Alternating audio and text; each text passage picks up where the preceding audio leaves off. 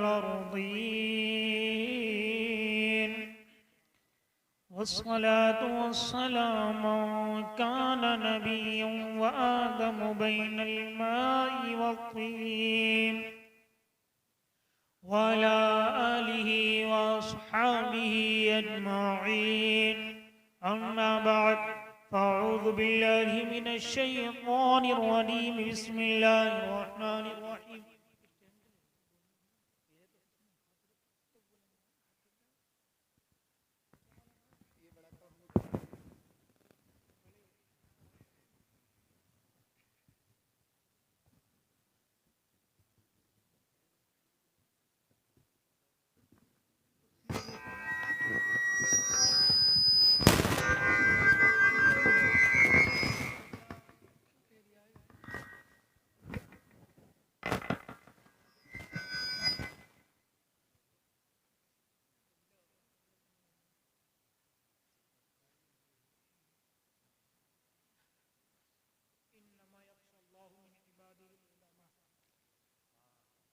आइए हजरात, सबसे पहले आकाए नामदार मदीने के ताजदार हुजूर पुन्नूर सरकारे मदीना रहमत कल्ब सीना सल्लल्लाहु ताला अलैहि वसल्लम की बारगाह मुक़द्दसा में तमाम ही हजरात झूम झूम कर दुरूद पाक पढ़ें और नबी की बारगाह में दुरूद पाक पढ़ें। अल्लाहु रब्बु मुहम्मदिन सल्लल्लाहु अलैहि वसल्लम नहनु इबादु मुहम्मदिन सल्लल्लाहु अलैहि वसल्लम सलातन व सलामुन अलैका या रसूल अल्लाह सलातन व सलामुन अलैका या हबीब अल्लाह। अल्लाह के नबी नबियों के नबी इरशाद फरमाते हैं, जो बंदा मुझ पर एक मर्तबा दुरूद पाक पढ़ा करता है, अल्लाह रब्बुल इज्जत उस बंदे के नामाए अमाल में 10 नेकियां दर्ज फरमाता है। दुरूद पाक के ताल्लुक से शायर कहता है, अगर नसीब करीबे दरे नबी हो जाए, मेरी उम्र मेरी हयात से बड़ी हो जाए, अंधेरे पाँव ना फैला सके जमाने में, अंधेरे पाँव ना फैला सके जमाने में, दुरूद पढ़ो के हर समत उजाला हो जाए। अंधेरे पाँव ना फैला सके जमाने में, दुरूद पढ़ो के हर समत उजाला हो जाए। एक अल्लाह का मुकद्दस बंदा अल्लाह के नबी पे हर वक्त हर टाइम दुरूद पाक पढ़ा करता था। वो गरीब घर से था मगर नसीब का गरीब नहीं था। अगर कदम उठाता तो सबसे पहले नबी पे दुरूद पढ़ा करता था। काम करता सबसे पहले नबी पे दुरूद पाक पढ़ा करता था। अगर जंगल को जाया करता था सबसे पहले नबी पे दुरूद पाक पढ़ा करता था। वो शख्स जंगल जाता, लकड़ी का गट्ठर उठाता तो उठाने से पहले नबी पे दुरूद पाक पढ़ता था। उसके बाद में बाजार जाता, बाजार जाने के बाद जब लकड़ी को अपनी फरोख्त करता तो फरोख्त करने से पहले नबी पे दुरूद पढ़ता और दुरूद पढ़ने के बाद में उस लकड़ी की कीमत को लगाता था। अल मुख्तसर, एक दिन ऐसा हुआ कि अल्लाह के नबी का वो बंदा, वो मुकद्दस बंदा अपनी झोपड़ी में सो रहा था, झोपड़ी में आराम कर रहा था। अल्लाह के नबी अलैहिस्सलातु वस्सलाम उस गरीब के ख्वाब में तशरीफ लेकर के आए। अल्लाह के नबी ने इरशाद फरमाया, ए गरीब, जो तू गरीब तो है, दिनों रात काम तो किया करता है, मेहनत तो मजदूरी तो किया करता है, मगर तू मुझ पे दुरूद पढ़ता है। उस दुरूद पाक की बरकत से मैं तेरे होठों को अपने होठों से चूमना चाहता हूँ। कितना गरीब बंदा था मगर अल्लाह के नबी ने फरमाया, मैं तेरे होठों को चूमना चाहता हूँ। गरीब कहने लगा, या रसूल अल्लाह, आपके होठ तो काफूरी हैं, आपके तलवों पे तो जिब्रीले अमी अपनी पेशानी को लगाते हैं और मैं गुनाहगार हूँ, मेरे होठ सियाह हैं, मेरे होठ काले हैं। या रसूल अल्लाह, अपने काफूरी होठों को आप मेरे होठों पे लगाना चाहते हैं। अल्लाह के नबी ने इरशाद फरमाया, ए गुलाम, तू मजदूर है, तेरे होठ काले हैं, तेरे होठ सियाह हैं, मगर तू मुझ पे दुरूद इतना पढ़ा करता है कि तेरे होठ अब सियाह नहीं बल्कि दुनिया वालों की नजर में तो काले हैं, मगर मेरी नजर में तेरे होठों से खूबसूरत किसी के होठ नहीं है। अल्लाह के नबी करीब में गए, अल्लाह के नबी ने उसे चूमा। चूमने के बाद में उसकी फौरन आंख खुल जाती है। जैसे ही आंख खुली तो देखा घर के अंदर खुशबू के फुआरे फूट रहे हैं, घर में खुशबू नमूदार हो रही है।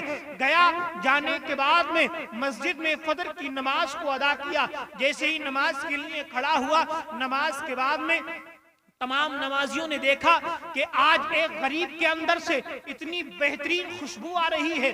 पूछा जाकर के बता आज कौन सा इत्र लगा करके आया है, आज इतनी महंगी खुशबू तुझे कहां से मैसर हो गई है? तेरे पास तो खाने के लिए पैसा नहीं, जिंदगी गुजारने के लिए पैसा नहीं, तेरे पास में ये खुशबू कहां से आई? कहने लगा मैं जब भी कोई काम करता था उससे पहले नबी पे दुरूद पाक पढ़ता था, और उसी दुरूद पाक की बरकत है कल रात अल्लाह के नबी मेरे ख्वाब में तशरीफ लाए और मेरे होठों को चूमा। उसी चूमने की बरकत है कि आज तक सुबह हो गई, अब मैं जिंदगी भर भी जीऊंगा, जब तक जीऊंगा मेरे अंदर से कभी खुशबू खत्म नहीं हुई। रिवायत के अंदर आता है जितने वक्त भी वो जमीन पे रहा कभी उसके अंदर से बदबू नहीं आई, हर वक्त उसके अंदर से खुशबू फूटती हुई नजर आई। मेरे प्यारे दुरूद पाक की वो फजीलत है। अल्लाह के नबी ने हदीस में फरमाया है मन सल्ला अलैया वाहिदन, जिसने एक मर्तबा मुझ पे दुरूद पढ़ा, अल्लाह के नबी इरशाद फरमाते हैं उस पे 10 रहमतें नाज़िल हुआ करती हैं। अगर आपका दिल परेशान है, रात के आलम में आपको घबराहट महसूस होती है, तो आप अपने बिस्तर पे जाएं और इशा की नमाज पढ़ें। पढ़ने के बाद जब बिस्तर पे जाएं, सर में दर्द है, दिमाग में टेंशन है, गोलियां खा करने के बाद में भी हमको नींद नहीं आती है, गोलियां लेते हैं। मेडिसिन हर एक शख्स जो ज्यादा बड़ा मालदार हुआ करता है, ज्यादा टेंशन का बसेरा उसके दिमाग पे हो जाता है, गोली लेता है, गोली लेने के बाद में सुकून की नींद को हासिल करता है। जब तक उसके गोली का असर रहा करता है, जब तक उसको सुकून मिला करता है। कुछ लोग शराब पीने के बाद में सोते हैं, नींद लिया करते हैं, मगर आप पूछ एक अल्लाह के नबी के गुलाम से पूछ, जब वो बिस्तर पे जाए और जाने के बाद में जब दुरूद पाक पढ़ने लगे, दुरूद पाक पढ़ते पढ़ते सो जाए, अल्लाह के नबी इरशाद फरमाते हैं जो रात में मेरा जिक्र और अल्लाह का जिक्र करते करते सोता है, अल्लाह उस पे एक फरिश्ता मुसल्लत कर दिया करता है, रात भर उसकी हिफाजत किया करता है, और सुबह को फजर की अजान से पहले ही वो बंदा उठता हुआ नजर आता है।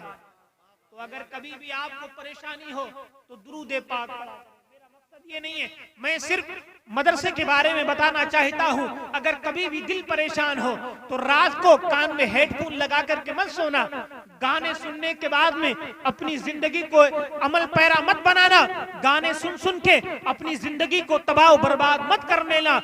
ऐ नौजवानों, ऐ बुजुर्गों, अगर गाने सुनते सुनते आपको नींद आ गई और आपके पास में गाना बज रहा है, सॉन्ग बज रहा है, तो रात को अपने बिस्तर पे जब भी सोया करो, अपने बिस्तर पे जाया करो तो ईशा की नमाज पढ़ो और कान में हेडफोन लगा करके नहीं, दुरूद पाक पढ़ते पढ़ते सो। अगर आप इसी दुरूद पाक पढ़ते पढ़ते अल्लाह का जिक्र करते करते मर गए तो इंशाअल्लाह ताला कयामत के दिन जब उठाए जाओगे तो आप दुरूद पाक पढ़ते पढ़ते उठाए जाओगे। तो सब लोग मामूल बनाए रात को कानों में हेडफोन लगा करके अपने मोबाइल पर गाना बजा करके नहीं सोना, जब भी सोना तो नबी पे दुरूद पाक पढ़ के सोना। दुरूद पाक फिर से बना अल्लाहु रब्बु मुहम्मदिन सल्लल्लाहु अलैहि वसल्लम नहनु इबादु मुहम्मदिन सल्लल्लाहु अलैहि वसल्लम सलातु व सलामुन अलैका या रसूल अल्लाह। अल्लाह ताला ने कुरान मजीद के अंदर इरशाद फरमाया इन्नल इबादी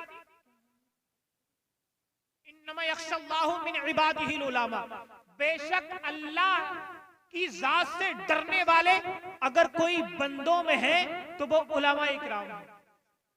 दूसरी आयत में है शहीद अल्लाहु अन्नहु ला इलाहा इल्ला हुवा वल मलाइकतु उलुल इल्मी क़ाइमन।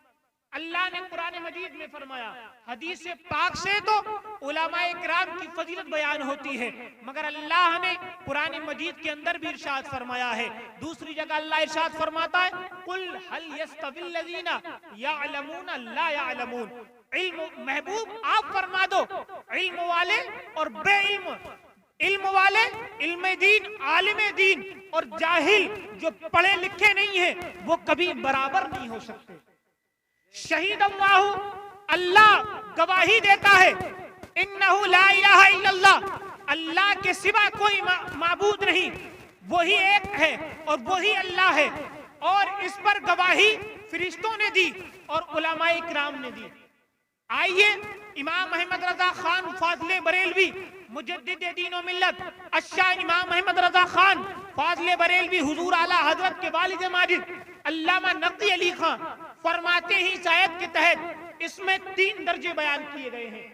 सबसे पहले तो फरिश्तों के साथ में अल्लाह ताला ने किसी का जिक्र नहीं किया, वल मलाइकतु उलुल इल्मी, और अल्लाह ताला ने अपने महबूब फरिश्तों के साथ में अगर किसी का जिक्र किया है तो वो उलमाए किराम का जिक्र किया है। तो उलमाए किराम के जिक्र के साथ में अल्लाह ने फरिश्तों के जिक्र के साथ में उलमाए किराम के जिक्र को जोड़ दिया। दूसरी जगह दूसरी तफसीर करते हुए अल्लामा नकवी अली खान फरमाते हैं, अपने एक होने का अगर अल्लाह ने किसी को गवाह बनाया है, अपने एक होने का अल्लाह ने ऐलान किया तो उस पे अगर गवाह बनाया है तो फरिश्तों को बनाया है और उनके साथ साथ में उलमाए इकराम को गवाह बनाया है। यहीं से उलमाए इकराम की फजीलत बयान होती है।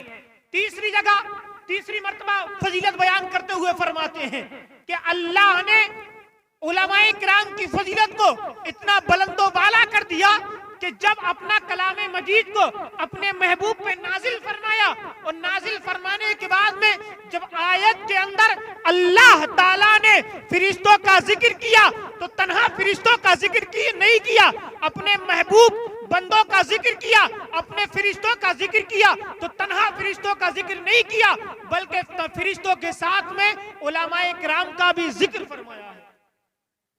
बताओ, आयत से पता चलता है बेशक अल्लाह के बंदों में डरने वाले कोई है तो वो उलमाए किराम है, और इल्म वाले और बेइल्म वाले कभी बराबर नहीं हो सकते।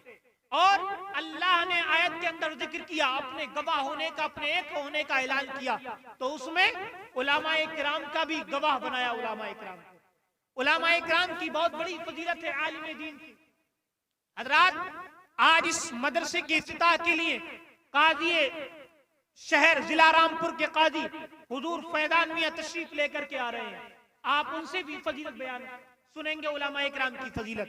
हजरात, अल्लाह के नबी अलैहिस्सलातु वस्सलाम ने जब ऐलाने नबूवत फरमा दिया, ऐलाने नबूवत फरमाने के बाद में दुनिया में उससे मेरे नबी से पहले कोई मदरसा नहीं था, कुरान से पहले कोई यूनिवर्सिटी नहीं थी, कुरान आने के बाद में यूनिवर्सिटियां पैदा हुई हैं, कुरान आने के बाद में मदरसे बने हैं।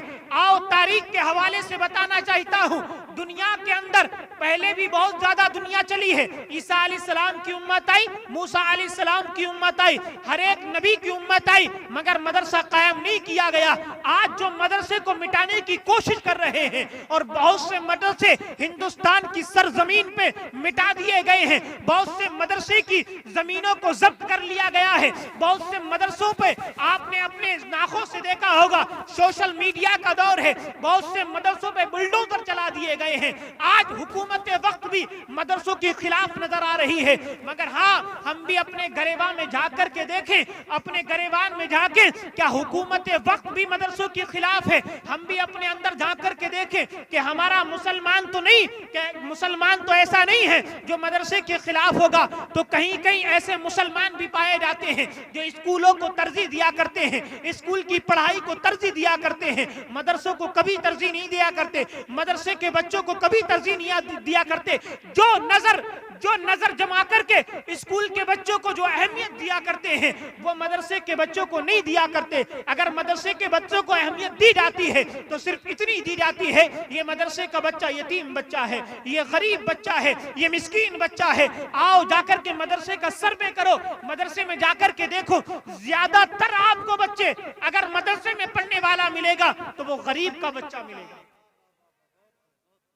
मैं पढ़ करके आया हूं जामियतुर रजा बरेली शरीफ हुजूर आला काजी शरिया के मदरसे में, जहां पे 2000 बच्चे पढ़ते हैं।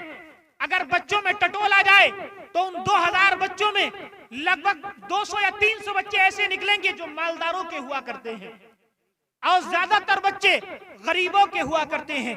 जाओ अशरफिया की सरजमीन पे पहुंचो, जाकर के देखो, मदरसे का सर्वे करो और सर्वे करने के बाद में मालूम करो इसमें कितने बच्चे मालदारों के हैं, कितने बच्चे गरीबों के हैं। तो आपको ज्यादा बच्चे गरीबों के पढ़ते हुए नजर आएंगे। आप कहीं भी चले जाओ, हिंदुस्तान नहीं हिंदुस्तान से बाहर भी जाओ, तो ज्यादातर गरीब अपना बच्चे को आलिम दीन बनाने की कोशिश करता है, मालदार अपने बच्चे को आलिम दीन नहीं बनाता। वजह उसकी क्या है? वजह भी आंखों के सामने है। मगर कोई भी बच्चा जब इल्म दीन हासिल करता है, मदरसे में जाता है, तो वो कमाई की नीयत से नहीं जाया करता है। अगर मदरसे में इल्म दीन सीखने जाता है तो वो कमाई की नीयत से नहीं जाया करता है। अगर कमाई की नीयत से इल्म दीन सीखने जाता तो वो इल्म दीन सीखने नहीं, कोई काम कर लिया जाता। अगर आज मदरसे का हाल उठा करके देखो, 15 साल पढ़ने के बाद में एक मदरसे के बच्चे की जब फारिग हो जाता है, मुफ्ती हो जाता है, जाकर के देखो मदरसे के अंदर, जाकर के देखो मस्जिद के अंदर एक मुफ्ती भी है, एक आलिम दीन भी है, हाफिज कुरान भी है, जिसने 15 साल मदरसे में कपड़े धोने के बाद में 6-6 साल की उम्र में जिनके बच्चों को माँ नखरे उठाने के बाद में सुबह को तैयार करके स्कूल भेजा करती हैं, कपड़े पहनाया करती हैं, ड्रेस पहनाया करती हैं। उसके बाद में जब वो स्कूल जाना है, स्कूल जाने के बाद में हमने देखा है आते ही अपने घर में बैग अलग फेंक दिया करता है, कपड़े अलग निकाल के फेंक दिया करता है, जूतों को अलग फेंक दिया करता है, माँ को गाली देता हुआ नजर आता है, माँ को तू तलाक बोलते हुए नजर आता है, बाप की इज्जत नहीं करता। मगर आओ मदरसे के बच्चों को जाकर के देखो, मदरसे में अगर 6 साल का बच्चा भी है तो उसकी माँ कपड़े धोने के लिए नहीं जाया करती है, कपड़े बच्चा खुद अपने हाथ से धोया करता है। हमने भी कपड़े धोए हैं। जाओ 5 साल के बच्चे को देखो, सर्दी का मौसम है तो सर्दी के मौसम में नहाता है और नहाने के बाद में कपड़े धोता है, वही ठंडा पानी हुआ करता है। मगर कभी मदरसे के बच्चे को आपने नहीं देखा होगा किसी आलिम दीन को, इल्ला माशाअल्लाह कि उस आलिम दीन को हार्ट का मर्ज पैदा हो गया, उस आलिम दीन को कैंसर का मर्ज पैदा हो गया, उस बच्चे को ठंड लग गई, नहीं। बल्कि जब मदरसे को एक बच्चा पढ़ने के लिए अपनी माँ की पेशानी को चूम करके जब जाया करता है तो वो गरीब बाप गरीब माँ उसके लिए रोजाना दुआ किया करती है। और घर पे रहने के बाद में स्कूल के बच्चे की हिफाजत उसके माँ बाप किया करते हैं। मगर जो मदरसे में 6 साल का बच्चा पढ़ा करता है उसके माँ बाप उसकी हिफाजत नहीं बल्कि रसूल पाक उसकी हिफाजत किया करते हैं। आप सर्वे के मुताबिक देखो, सबसे पहले मदरसा कायम किया गया हजरत अरकम के घर में। मेरे नबी ने मक्के के अंदर मदरसा कायम किया। मेरे नबी मदरसे में तमाम साहबा इकराम को इल्म दीन सिखाते हैं। इल्म दीन सिखाने के बाद में सबको आलिम दीन बनाते हैं। आज सर्वे के मुताबिक देखो जाकर के कि जो बच्चे आलिम दीन जिनके घरों में हो जाया करते हैं, जिनके घरों में हाफिज कुरान हो जाया करते हैं, जिनके घरों में कुरान को अपने सीनों में बसाने वाले हुआ करते हैं, और जिनके घर में डॉक्टर MBBS, जिनके घरों में बड़े बड़ी नौकरियों पर फाइज होने वाले, जो माँ जो बाप अपनी पूरी जिंदगी की खर्च जमीन बेचने के बाद में, मकान बेचने के बाद में पूरी जिंदगी लुटा करके MBBS बनाया जाता है, पूरी जिंदगी का मालो दौलत खर्च करने के बाद में अपने बेटे को बड़े मकाम पर पहुंचाता है। मगर वो जालिम बाप अपने बेटे को कुरान नहीं पढ़ाता, अपने बेटे को आलिम दीन नहीं बनाता, इसलिए कि मेरा बेटा अगर आलिम दीन बनेगा तो 15 साल काला काला रसूलुल्लाह की सदाएं गूंजने के बाद में जब मदरसे से निकल के आएगा तो उसका बाप जानता है कि मेरे बेटे की 10,000 से ज्यादा तनख्वाह नहीं होगी, 15,000 से ज्यादा तनख्वाह नहीं होगी, उसका वक्त कैसे गुजरेगा, फैमिली कैसे चलाएगा। मगर जो बाप बेटे को आलिम दीन नहीं बनाते, बेटे को कुरान मजीद नहीं सिखाते, बेटे को दीन से मुलव्विस नहीं करते, बेटे को दीन में मुस्तगरक नहीं करते, मगर जब उसी बाप की उसी माँ का मौत का वक्त आया करता है, जब जाखनी का वक्त आया करता है, जब रूह निकलने को हुआ करती है और रूह सख्ती के साथ निकला करती है, हमने अपनी आंखों से देखा है कि 3-3 दिन हो जाते हैं, रूह उसकी निकलने का नाम नहीं लिया करती है, मगर बेटे के अंदर इतनी हिम्मत नहीं है कि वुजू करने के बाद में कुरान मजीद ले और अपने बाप की सरहाने कुरान मजीद पढ़ करके फूंक दे। बेटे के अंदर ताकत नहीं है। फिर बाप को एहसास हुआ करता है कि मैं अगर अपने बेटे को आलिम दीन बना देता, अगर मैं हाफिज कुरान बना देता, अगर मैं दीन में डाल देता, तो यही मेरा बेटा। आज 3 दिन मुझे हो गए हैं, रूह मेरी निकलने का नाम नहीं ले रही है। फिर भी अगर जरूरत पड़ा करती है तो मस्जिद के इमाम को बुलाया जाता है, मोहल्ले में पकड़ा जाता है कि जाओ मोहल्ले में हाफिज कुरान को देखो, जाओ मोहल्ले में आलिम दीन को देखो। क्या हुआ?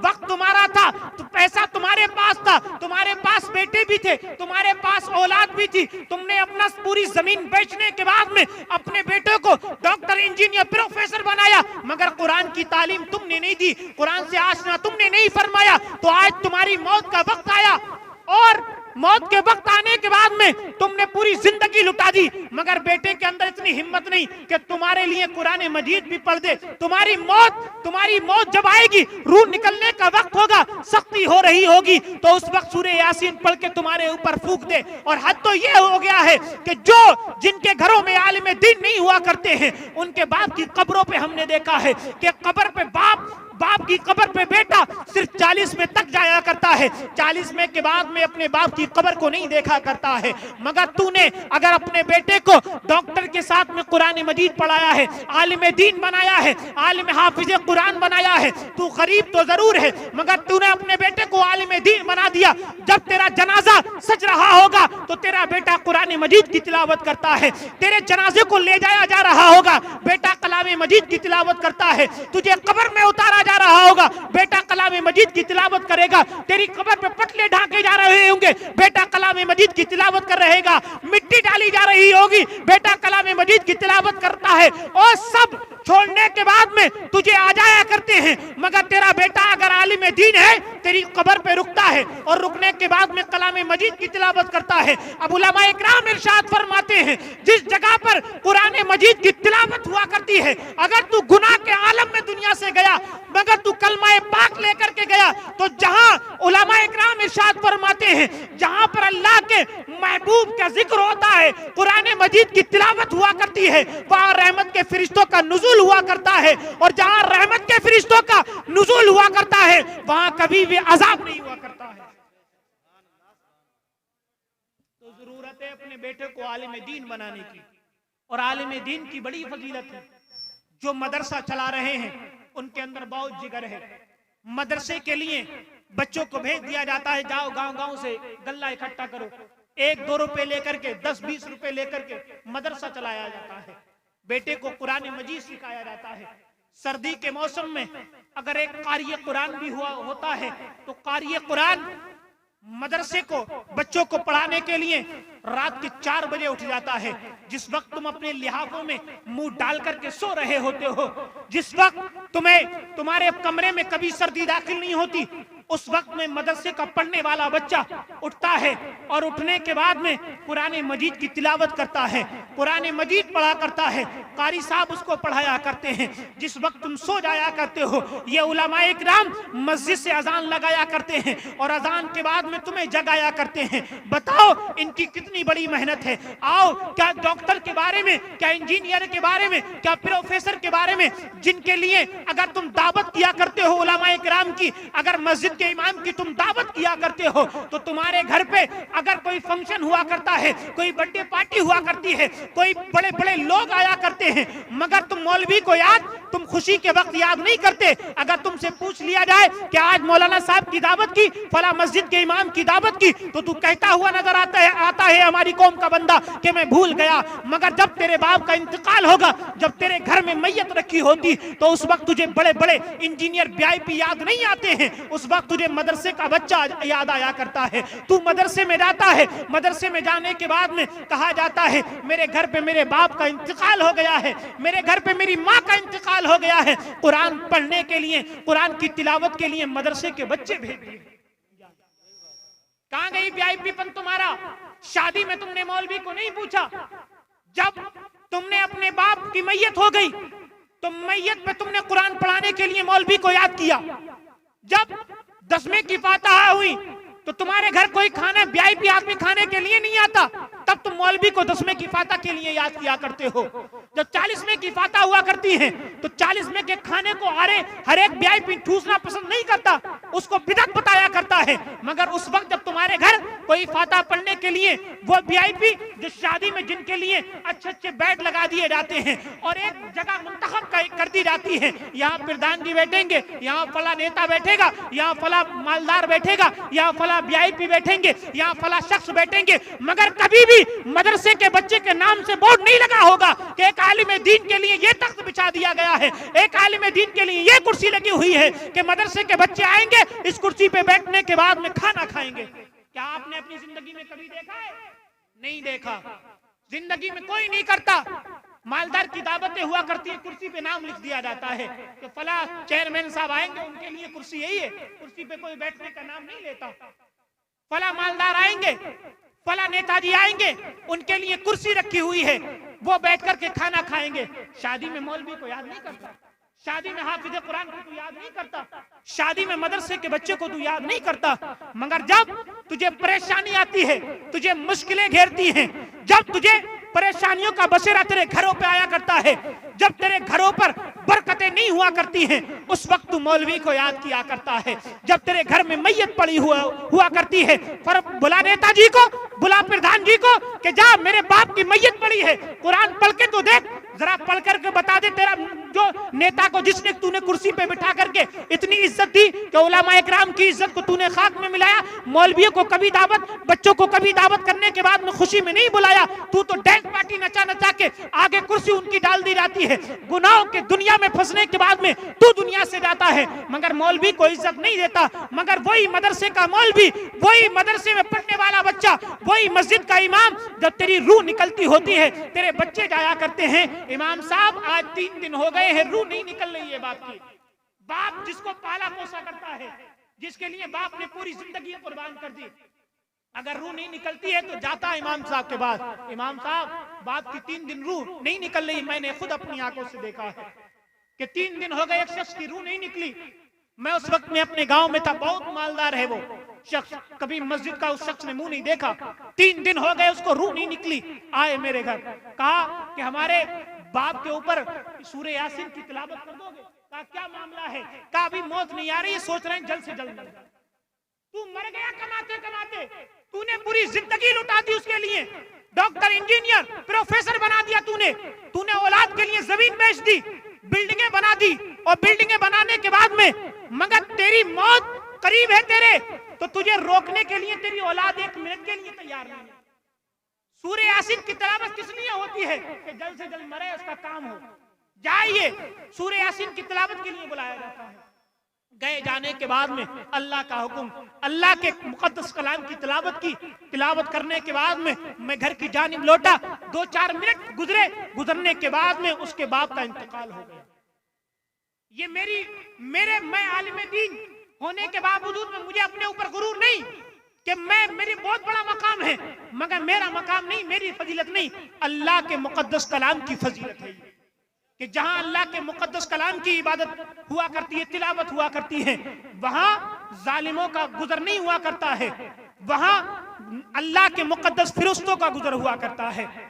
आप जिंदगी भर कमाते हैं, सिकंदर बादशाह पूरी दुनिया का मालिक, भाई आप तो बिल्डिंग बना करके जिंदगी गुजारते हो, जब मौत का वक्त करीब आया तो लोगों से कहा, तमाम खादिमों को इकट्ठा किया कि है कोई तुम्हारे अंदर, तुम्हारे पास में जो चंद लम्हात की मुझे सांस मैसर हो जाए और मैं अपने वतन में जाने के बाद, अपने घर में जाने के बाद मर जाऊं। सब लोग इकट्ठा हो गए। कहा कि मौत का जब फरिश्ता आ जाता है नहीं तो उसके बाद में मोहलत नहीं मिलती है। जब इजराइल आ गया तो फिर वो किसी को मोहलत नहीं देता। रोने लगे सिकंदर साहब। सिकंदर ने इकट्ठा होकर के कहा कि जब मौत का फरिश्ता आता है तो उसके बाद मोहलत नहीं देता, मगर ऐ मेरे गुलामों, ऐ मेरे सिपाहियों, जब मैं मर जाऊं तो मेरे कफन से मेरे हाथों को बाहर निकाल देना। और निकालने के बाद में कहा कि आपके हाथों को बाहर क्यों निकाल दिया जाए? इसलिए मेरे हाथों को बाहर निकाल दिया जाए ताकि दुनिया वाले जान ले कि सिकंदर, जिसकी हुकूमत पूरी दुनिया पे है, जो पूरी दुनिया पे जिसका राज चला करता है, जब वो माँ के पेट से पैदा हुआ तब भी खाली हाथ पैदा हुआ है, और जब आज दुनिया से जा रहा है, जिसकी हुकूमत पूरी दुनिया पे है, मगर फिर भी दुनिया से गया तो भी खाली हाथ जाता हुआ नजर आ रहा है। दुनिया मर गए कमाते कमाते, मगर औलाद को इतनी तुम्हारी तौफीक नहीं कि जाकर के तुम्हारी कब्र पे जाकर के फातिहा पढ़ दे।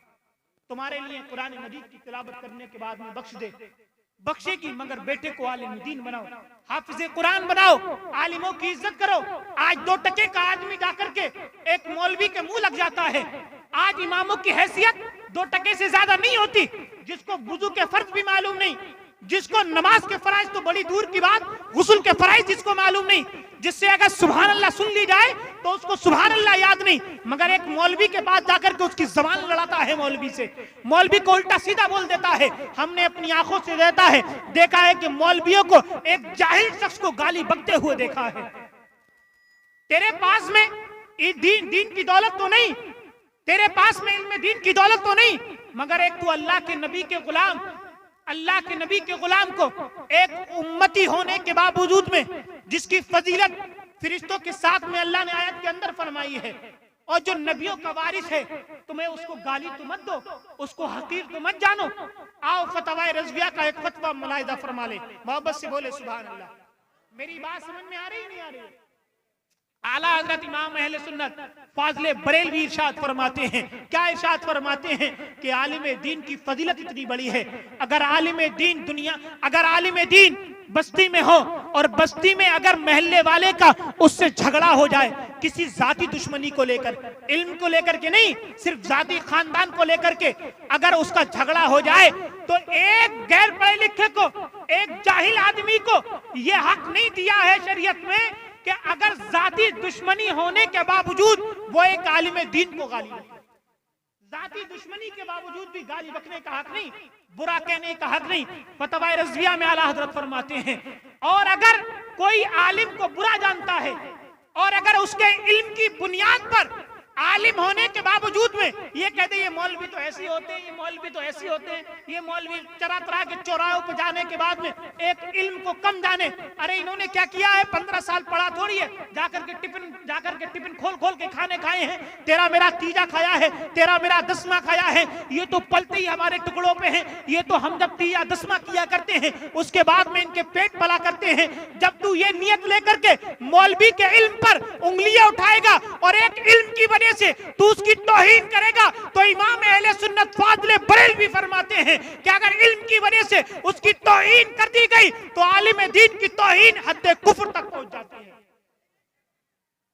खुलेआम उसको तौबा करनी पड़ेगी। और आज हम मस्जिद से इमाम साहब के पीछे नमाज पढ़ी, आलिम दीन की तकरीर सुनी, और जाकर के जब मस्जिद से बाहर निकले, जाकर के प्रोग्राम से बाहर निकले, कह दिया अरे ये तो ऐसे ही है, मौलवियों का तो काम भौंक नहीं है, मौलवी तो आपस में बोलते ही रहते, इसका तो काम ही बोलना है। ये नहीं देखता कि फजर की अजान से पहले तुझे बच्चों को उठाकर तेरे बच्चों को पढ़ाया करता है। कभी ये भी तो देख ले कि कुरान मजीद में किसी साइंसदान की तारीफ बयान की, अरे कुरान मजीद में ना कोई एक आयत घट सकती है ना बढ़ सकती है, ना एक हर्फ घट सकता है ना बढ़ सकता है। उलमा इकराम चीख के बताते हैं जब से कुरान नाजिल हुआ है, जब से ना एक आयत बढ़ी ना घटी, उस कुरान मजीद में किसी डॉक्टर की फजीलत नहीं, अगर फजीलत बयान की है तो उलमा इकराम की भी फजीलत बयान करी है। आज अपनी नमाजों को बचाना तुम अगर चाहते हो तो जिस इमाम के पीछे नमाज पढ़ो उसकी कभी बुराई मत करो। अगर शरी उसके अंदर गलती है, शरी उसकी अगर खामी है, तो उसको बताओ कि तुम्हारे अंदर शरीयत के एतबार से ये कमी है। मगर हमारी कौम का यह आलम हो गया है, हमारी कौम को पता नहीं क्या हो गया है, मदरसे में पढ़ाने का नाम नहीं लेता, मदरसे में पढ़ाने के लिए उसकी हिम्मत नहीं गूंजती है। वजह यही है, वो जानता है कि मेरा बेटा 10 साल या 15 साल पढ़ेगा, मगर तनख्वाह उसकी 10 या 15 के बाद उसकी तनख्वाह नहीं जाएगी। मुफ्ती होने के बाद में 10 साल भी पढ़ा उनने, मगर फिर भी तनख्वाह 10,000 से ज्यादा नहीं जाएगी। मगर मेरा बेटा अगर होटल पे रहने के बाद में, प्लेटें धोने के बाद में अगर रोटी बनाता है, तो मेरे बेटे की तनख्वाह 20 या 25,000 होगी। इस पैसे की बुनियाद पे तुमने इल्म दीन से भूल गए। तुम इल्म दीन पढ़ाने को तुमने भुला दिया है। अपने बच्चों को आलिम दीन नहीं बना रहे हो कि तनख्वाह कम है, मगर इस तनख्वाह पे मत जाओ। आओ हदीस पाक से उलमाए किराम की फजीलत सुन लो, आलिम दीन की फजीलत सुन लो। जरा मुस्कुरा के बोल दो सुभान अल्लाह। पहले हदीस पाक का मेरी बात को गौर से सुने। हदीस पाक किसको कहते हैं? हदीस पाक उसको कहते हैं जो अल्लाह के नबी की जबान से निकले, उसको हदीस पाक कहते हैं। और हदीसों के दर्जे हुआ करते हैं। कुछ हदीसें ज़ईफ भी हुआ करती हैं, कुछ हदीसें कभी भी हुआ करती हैं, कुछ हसन भी हुआ करती हैं, कुछ हसन लिजाती हसन लिगैरी हदीसों के दर्जे हुआ करते हैं। मगर मैं एक हदीस आपको सुनाता हूं। अल्लाह के नबी ने इरशाद फरमाया है, क्या आप यहां से गौर करें। कुरान मजीद तो हो गया, मगर हदीस पाक सुन लो। अल्लाह के नबी इरशाद फरमाते हैं, अल्लाह के नबी ने इरशाद फरमाया, मन सलका तरीकन यब्तगी फीही इल्मन सलकल्लाहु लहू बिही तरीकन इलल जन्नह व इन्नल मलाइकता ला तदउ अजनिहतहा रिज़ाअन लितालिब इल्म व इन्नल उलमा वरसतुल अंबिया हत्तल हैतानु फिल माई। अल्लाह के नबी इरशाद फरमाते हैं, मन सलका तरीकन यब्तगी फीही इल्मन सलकल्लाहु लहू बिही तरीकन इलल जन्नह व इन्नल मलाइकता ला तदउ अजनिहतहा रिज़ाअन लितालिब इल्म व इन्नल आलिमा ला यस्तगफिरु मन फिस समावाति व मन फिल अर्दी हत्तल हैतानु फिल माई व इन्नल उलमा वरसतुल अंबिया। मोहब्बत से बोल दो सुभान अल्लाह।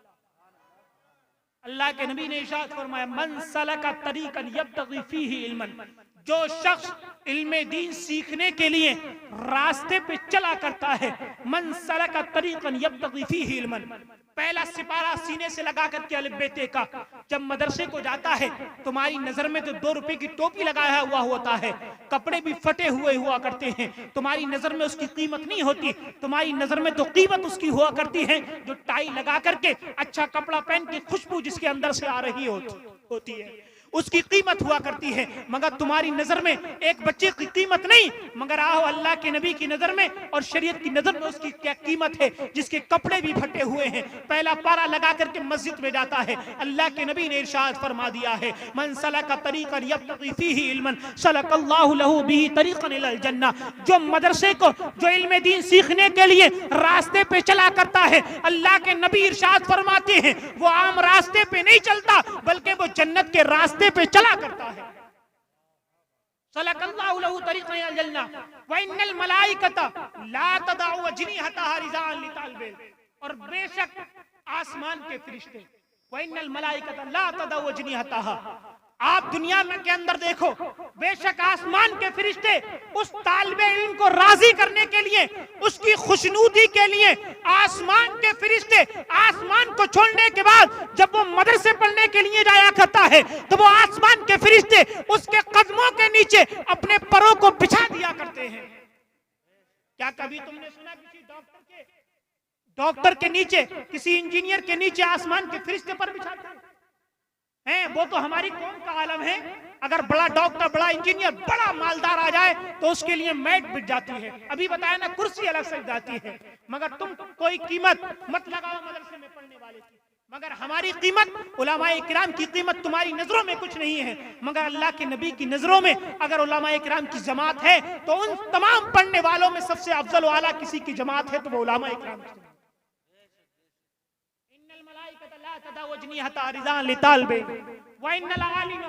और जब बच्चा 10 साल पढ़ने के बाद में आलिम दीन हो जाता है, 15 साल पढ़ने के बाद में आलिम दीन हो जाता है, वइन्नल आलिम ला यस्तगफिरु मन फिस समावाति व मन फिल अर्द, नारे तकबीर, नारे रिसालत, मसलके आला हजरत, फैजाने आला हजरत, काजी शरा रामपुर, काजी शरा रामपुर, नारे तकबीर, नारे रिसालत, मसलके आला हजरत, हुजूर फैजान मियां साहिब क़िबला, हुजूर फैजान मियां साहिब क़िबला, नारे तकबीर, नारे रिसालत। बस से बोल दे सुभान अल्लाह।